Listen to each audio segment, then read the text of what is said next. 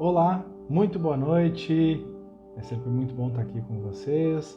Mais uma vez, uma palestra pela Sociedade Espírita Paz, Amor e Caridade na noite de hoje. Sejam todos muito bem-vindos. A gente vai dando uma olhada se aqui está tudo certo, se está chegando um sinal legal aí para vocês. Sejam todos muito bem-vindos.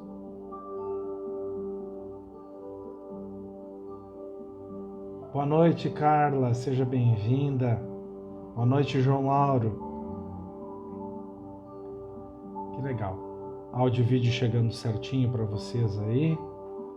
E nessa noite de hoje nós vamos falar sobre os exilados de capela. Qual a nossa responsabilidade? Isso mesmo. Qual a responsabilidade que a gente tem nessa jornada, né? Vamos falar um pouquinho de história, vamos remontar um pouquinho da história e falar sobre os exilados de capela. Boa noite, Regina. Sejam todos muito bem-vindos na noite de hoje.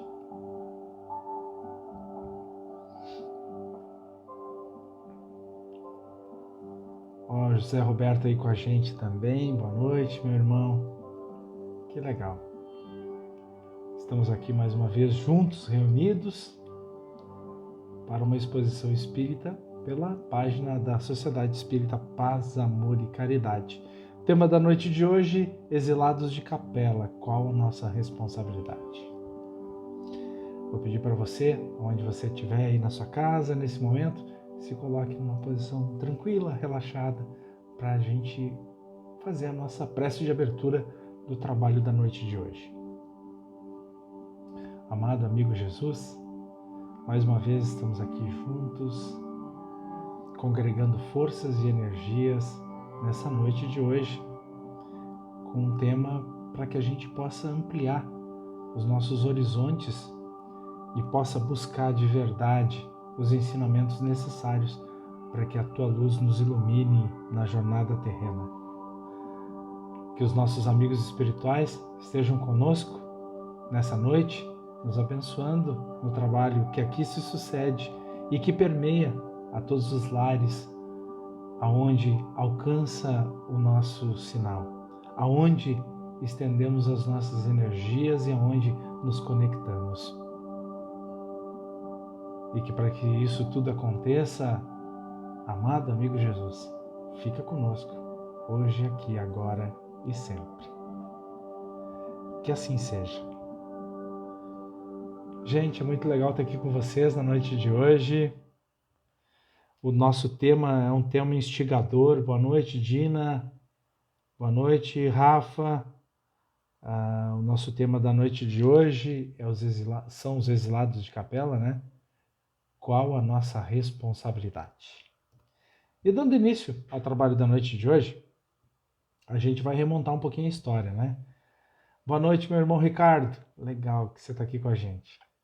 A gente vai falar sobre o livro A Caminho da Luz, livro de Chico Xavier, né, psicografado por Chico Xavier, né, e vamos remontar um pouco da história para a gente poder entender quem são os exilados de capela.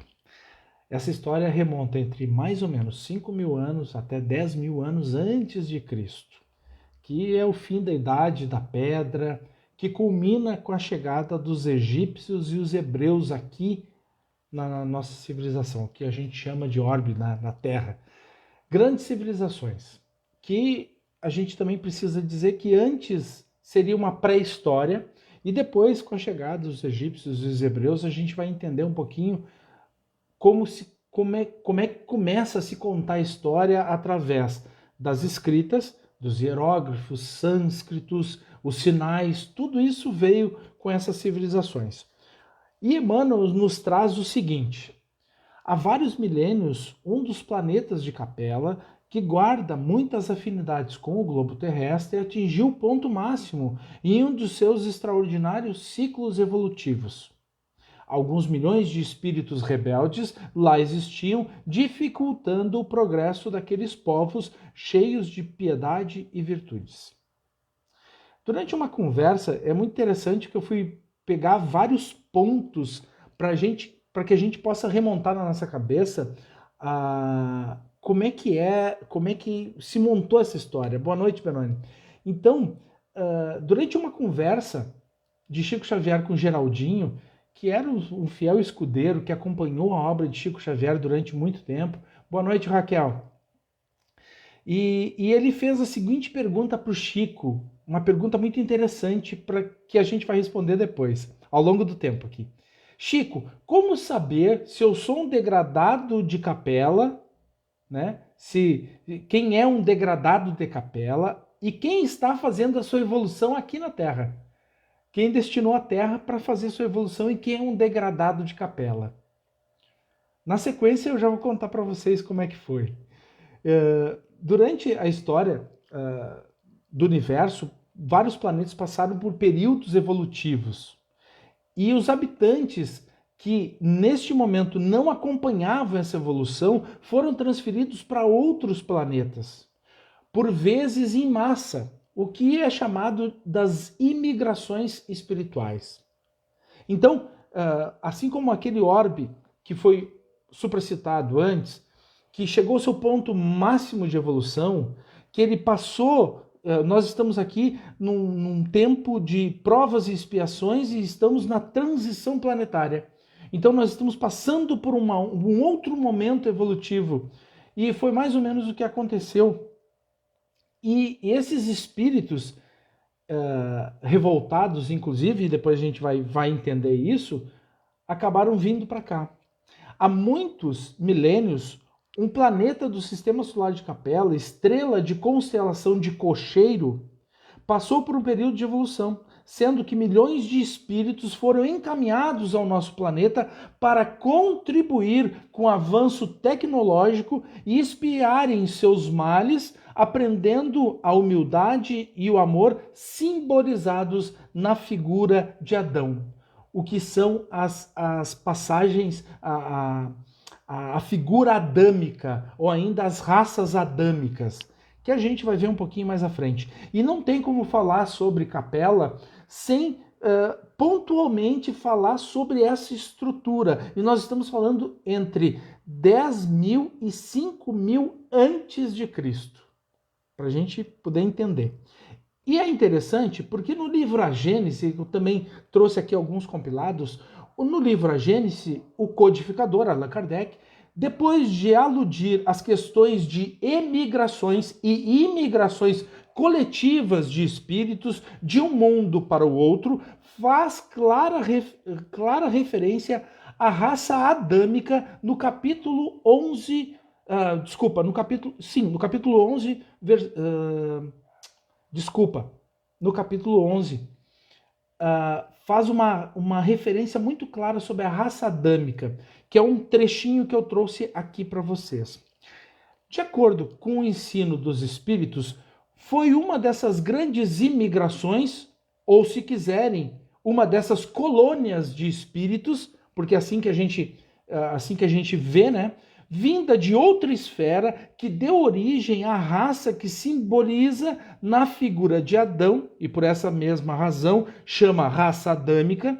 Quando ela aqui chega à Terra, a Terra já estava povoada desde tempos imemoriais, como a América, aí chegam os europeus.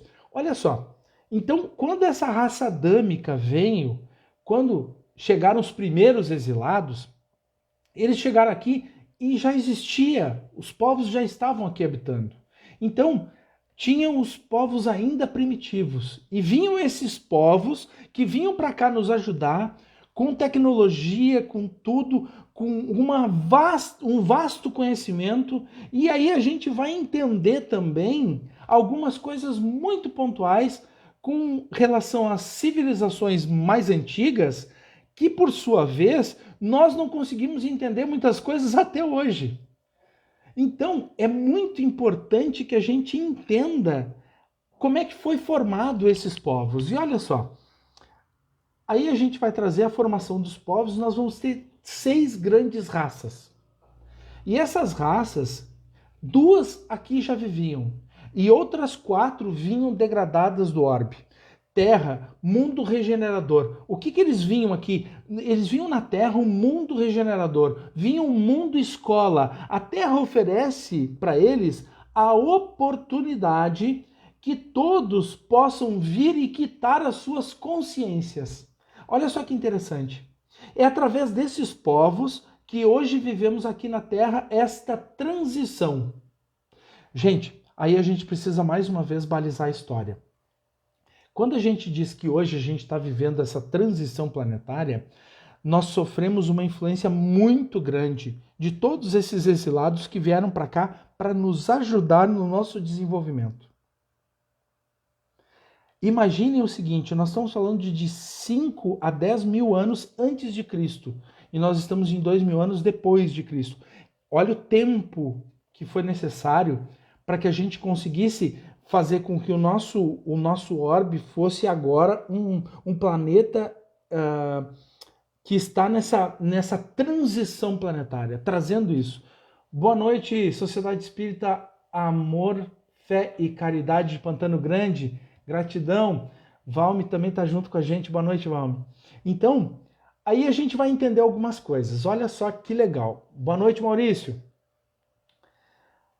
Na África é que descende todos os povos que se criaram. O primeiro povo que trouxe isso foi a África. O povo da África. Lá na África é que nós descendemos, nós viemos de lá. É interessante. Na Ásia, o segundo povo que se desenvolveu foi a China milenar. E olha só que interessante, lá na China, a grande potência do povo da Ásia lá era a resignação, era um povo manso, um povo traz aqui resignação e mansietude. Todos ansiavam por alguma coisa melhor. Na África, o que aconteceu? As suas próprias raízes, eles ficaram enraizados lá no mundo deles. Então eles não foram atrás, eles não quiseram se desenvolver mais. Naquele território eles ficaram, povoaram várias e várias regiões, mas ficaram lá. Já o povo chinês, ele queria fazer um isolamento de tudo aquilo que eles haviam conquistado como território. Aí as muralhas da China. E daí a gente começa a entender um pouquinho da história que a gente vive hoje. Na Ásia tinha uma insatisfação dos territórios, então eles não queriam que outras pessoas viessem para os seus territórios. E lá na África o pessoal se acostumou com aquela vida. Exatamente naquele lugar, eles queriam ficar lá, eles tinham um oásis, vamos dizer assim, e eles queriam ficar lá. É interessante, né? Depois, logo após, vieram os egípcios. E eles traziam uma tecnologia extremamente avançada para a época. E hoje nós conseguimos entender que eles tinham profundos conhecimentos de sabedoria, de medicina, eles tinham já um conhecimento espiritual muito grande e tinham a paz como objetivo principal, a felicidade. E as pirâmides revelam os roteiros futuros da humanidade. Porque lá atrás, eles já tinham algumas coisas muito pontuais, algumas coisas magníficas. E a gente se pergunta até hoje, como é que construíram tudo aquilo? Qual era a tecnologia para construir aquilo? E agora você deve estar se perguntando aí, como eu me perguntei, mergulhando nisso. Como que eles fizeram aquilo? Como?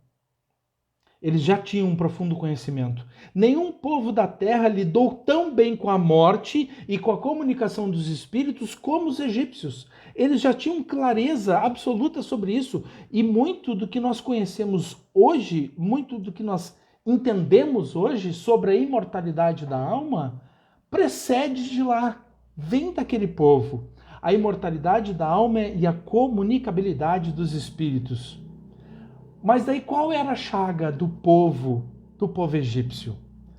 Ele só pecou em uma coisa, a educação dos sentimentos.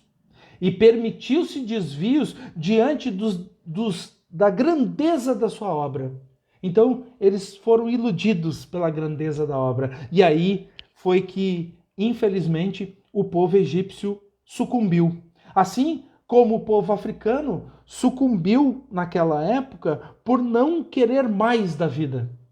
ficou lá no seu território. A China queria simplesmente fazer os muros e que ninguém acessasse aqueles muros. E daí a gente vai um pouquinho mais longe. Já dizem, a espiritualidade nos diz que a quase totalidade dos espíritos já retornou à capela. E somente alguns se colocaram à disposição do Cristo, sabedores dos seus compromissos com a obra na terra. O povo hebreu, aqui diz, talvez a raça mais forte, mais homogênea, vinda de capela, com uma fé monoteísta e morredora, mais vaidosa aristocracia espiritual, o povo mais crente e o mais necessitado. E devido à sua exclusividade e pretensioso orgulho, era a raça mais livre, era mais fraterna entre si. Aí é que tá. Era uma raça extremamente fraterna, mas entre si, não com outros povos. Todavia, a raça mais altiva e exclusivista da terra, se os egípcios assim eram, deixaram as pirâmides e o povo hebreu que edificou em palavras que hoje conhecemos como a Bíblia. Então, o que aconteceu? Os egípcios edificaram as pirâmides, grande feito para a humanidade, e até hoje a gente aprecia esses grandes feitos. E os hebreus conseguiram edificar em palavras o que hoje a gente conhece como a Bíblia. Aí pergunta, qual é a chaga do povo hebreu? Todo o povo hebreu queria o paraíso, mas queria o paraíso somente para si, não deixando o conhecimento extravasar em todas as direções. E por isso mesmo, conta a espiritualidade para nós, por isso mesmo que Jesus de Nazaré nasce entre os hebreus, aonde estava o maior desafio. Não vim aqui para os sãos, eu vim aqui para os doentes. E daí a gente começa a parar assim e ver toda essa grandeza dessas obras do povo egípcio, né? Como é que eles construíram aquilo? Como é que eles tinham tecnologia? Como é que eles entendiam de medicina? Tem alguns feitos históricos. Como é que eles entendiam da imortalidade da alma? Como é que eles entendiam da comunicabilidade dos espíritos? Trazendo para nossa, vamos dizer assim, para o nosso quintal, né? Para onde a gente consegue ouvir. E daí, o próprio Cristo vem para cá e nasce entre os hebreus. Esses dias eu vi uma coisa muito pontual do Haroldo Dutra Dias, que eu admiro demais, e ele estava falando sobre isso. Quando a gente fala que o Brasil é o coração do mundo, a pátria do Evangelho... Boa noite, Marli. O que ele está querendo dizer para nós? Da onde é que vem essa expressão cunhada que a gente ratifica a cada momento? Quando se diz Brasil, coração do mundo, pátria do Evangelho, é porque tem alguma coisa aqui. O povo é acolhedor, o povo realmente quer mudança, o povo realmente está aqui com vontade de edificar a obra. E muito provavelmente, e Haroldo fala isso numa passagem dele, num encontro que ele tem com outros oradores espíritas, e ele fala isso. Olha só, onde é que tem mais problema? É lá. Onde é que a gente pode realmente dignificar a obra? Onde é que a gente pode conectar mais corações? Porque o povo brasileiro é um povo bom de coração. Onde é que a gente vai? Vamos botar lá. Vamos lá. Brasil, coração do mundo, pátria do Evangelho. E o que Cristo espera de nós? Diante de tudo isso, Ele espera de nós só uma coisa, que a gente tenha dignidade espiritual. Porque todos os povos que vieram para cá pecaram em alguma coisa, mas eles são redundantes em uma coisa só: o extremo orgulho e ego, as nossas chagas. Os hindus são os mais antigos que os próprios egípcios. E os hindus abrigaram os arianos. O povo hindu que conhece as leis da reencarnação, desde os tempos mais remotos da humanidade, que conhece os corpos individuais, conhece as técnicas de cura, conhece as técnicas de respiração, conhece as técnicas de meditação, berço de quase todas as ciências da Terra e de todas as filosofias. Por que caíram? Os hindus, herdeiros de uma cristalização da alma, sabedores da sua jornada na Terra, preferiram não confraternizar e sim escravizar os povos mais primitivos que aqui já se encontravam. Ao invés de se unir, separaram o povo. Após ser berço do mundo, que quer beber de todas as fontes inesgotáveis do contato com a espiritualidade, e isso se reflete até hoje, é na mesma Índia, no mesmo povo hindu, que vemos o povo separado por párias e árias.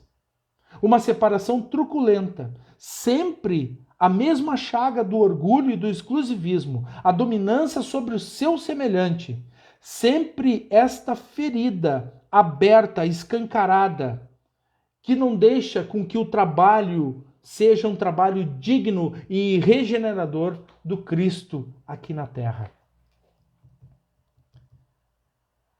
E mais uma vez, apesar de todas as histórias belas e de toda a trajetória desse povo, é um povo que, mais uma vez, peca separando as pessoas. Então, vamos remontar. Lá na Ásia, os chineses criaram um muro, não queriam que ninguém viesse para cá. Na África, o povo ficou lá. Não quis sair, não quis explorar, ficou lá. E não queria que ninguém fosse para lá. É interessante porque todos eles, de uma forma ou de outra, fizeram isso. Os egípcios com uma profunda consciência, mas queriam só para eles. E daí a gente tem também os arianos, completando a história, né? Que é um povo que foi explorar toda aquela parte, a parte da Ásia que ainda não tinha sido explorada, mas ficou um povo perdido, veio para as Américas também, é um povo que ficou perdido, ficou revoltado e que queria conquistar o mundo a todo custo. E bastou que se inaugurasse na Terra o senso de propriedade para que o separatismo, a ambição, o orgulho, ciúmes, egoísmo destruíssem os esforços benfazejos que eles tinham. Inauguraram na Terra as mais sangrentas batalhas, o povo ariano. E agora? Nós falamos dos povos que aqui reconstituíam a história. E como é que a gente traz isso para a nossa responsabilidade hoje? Qual é a chaga que nós ainda carregamos hoje? Se não são as mesmas desses povos que vieram aqui com um firme intuito de nos ajudar a evoluir. E daí a pergunta lá do início, como a gente identifica se somos exilados de capela ou se não somos exilados de capela? Com uma simples definição, o Chico dizia para Geraldinho, a pessoa que caminhava com ele, né? E ele disse o seguinte: se você acredita na vida após a morte, se você acredita na imortalidade do espírito, você é um exilado de capela. E se você não acredita nisso, você fez a sua evolução somente aqui na Terra. Simples assim. E daí a gente vai começar a olhar, porque vários e vários povos acreditam nisso. A Índia, né? O Oriente, eles acreditam na imortalidade do espírito. Nós, aqui nas Américas, algumas religiões acreditam nisso, outras não, enfim. Aí a gente começa a entender quem veio de lá, quem está aqui mais uma vez, e daí nós estamos datando de 5 a 10 mil anos antes de Cristo. Então tem uma longa jornada de várias esferas, de várias sansaras da existência. Mais uma vez a roda da vida fazendo jus ao seu nome. E diante disso tudo, o próprio Cristo veio ao mundo em carne e osso para trazer a sua mensagem de amor a todos, sem exceção. Nos deixando claro que as chagas do mundo, as chagas que perpetuam entre nós, as separações por párias, áreas, por orgulho, por ego, por território, as batalhas que vivemos aqui, tudo isso, nós nos acostumamos com a guerra, o sofrimento e as chagas da humanidade e acreditamos que esse é o modelo ajustado que até hoje faz jus a nós. Um modelo exclusivista, abusivo em todos os sentidos, balizado pelo orgulho e ego, que trazem a cabresto todos os sentimentos que apregoam a alma e nos retiram os fios da esperança no farol que nos ilumina, que nada mais é do que a luz que brota do próprio peito de Jesus em nossa direção, para que, ao cairmos, essa mesma luz nos levanta. Quando cegos no caminho de Jesus, ele nos ampara. Quando desorientados, Jesus nos coloca no rumo mais uma vez. E quando pensamos em desistir, essa luz bate forte em nosso coração, nos dando bom ânimo para seguirmos mais uma vez. Qual a nossa responsabilidade? Se acreditamos na imortalidade do Espírito, se aqui estamos, se aqui olhamos para tudo isso que falamos e entendemos com clareza qual é a nossa responsabilidade, independente da nossa história pregressa, talvez nós estejamos no caminho. Eu espero do fundo do coração e da alma que uma palavra, uma frase tenha feito sentido para você na noite de hoje.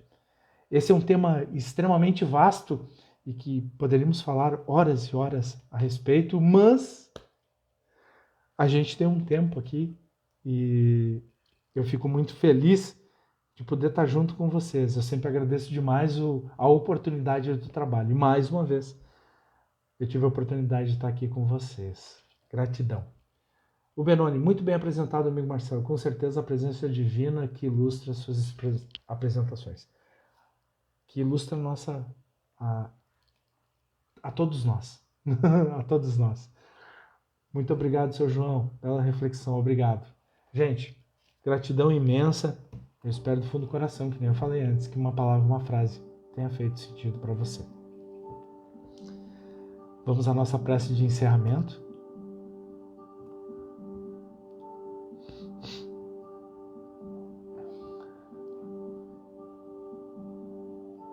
Regina, excelente apresentação. Gratidão, Regina. Gratidão, Carla. Amado amigo Jesus, gratidão imensa pelo trabalho da noite de hoje. Que nós possamos de verdade ter tocado um coração e uma alma em um segundo. Expressão que cunha em todos os trabalhos. E graças a todos os nossos amigos espirituais.